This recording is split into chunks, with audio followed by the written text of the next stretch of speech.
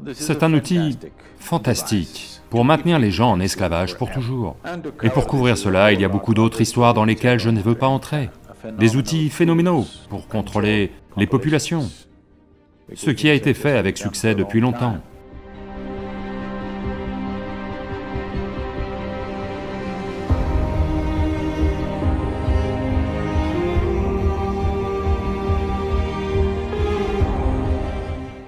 Ça dépend de la façon dont on s'est façonné. Si nous devenons des êtres humains merveilleux, c'est une chose. Si nous sommes devenus une horrible manifestation de l'humanité, c'est à coup sûr le péché originel. C'est une erreur. Péché est un mot trop fort, c'est peut-être une erreur. Donc trop d'erreurs sont commises dans le monde, aucun doute là-dessus. Vous prétendez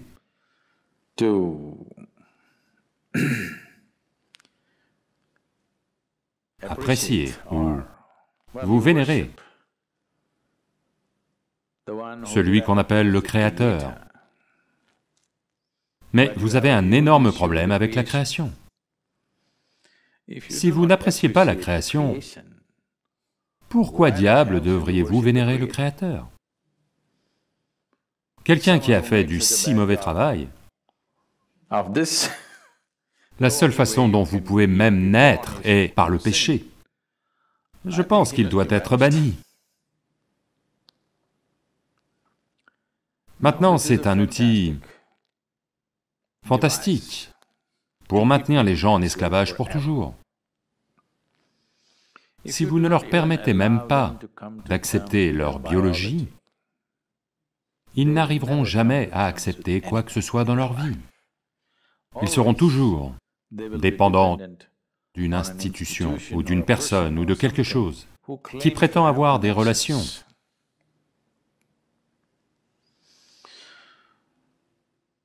Un jour, un mafieux italien est amené devant la cour de justice. Et il entre avec un gros cigare à la main et va s'asseoir comme ça, comme si il était invité. Alors le juge remarque son arrogance et dit, « Avez-vous un avocat ?» Il souffle sa fumée et dit, « Eh bien, j'ai des amis dans le jury. »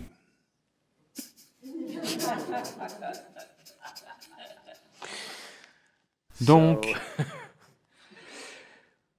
les gens qui sont censés avoir des relations ailleurs, vous serez toujours leur esclave,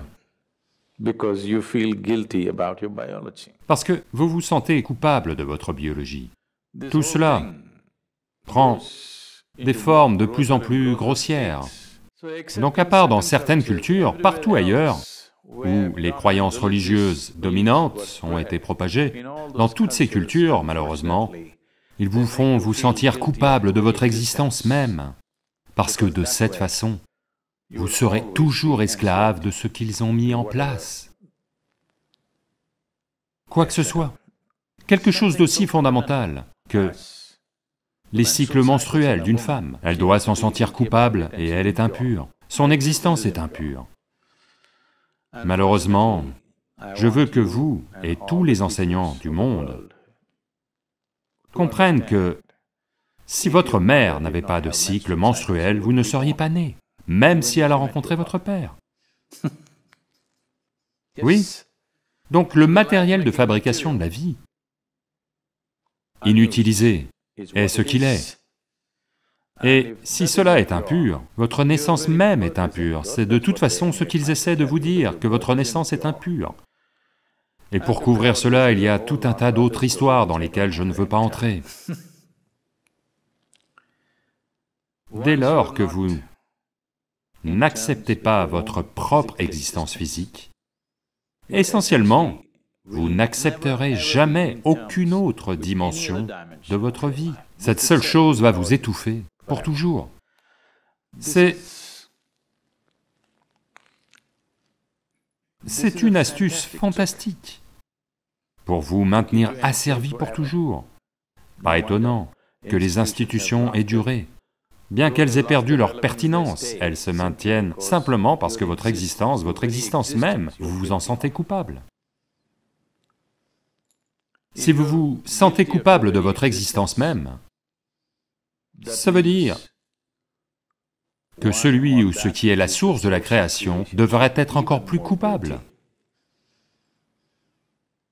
Vous êtes éternellement coupable, et ce qui a créé tout ceci doit porter encore davantage le poids de la culpabilité.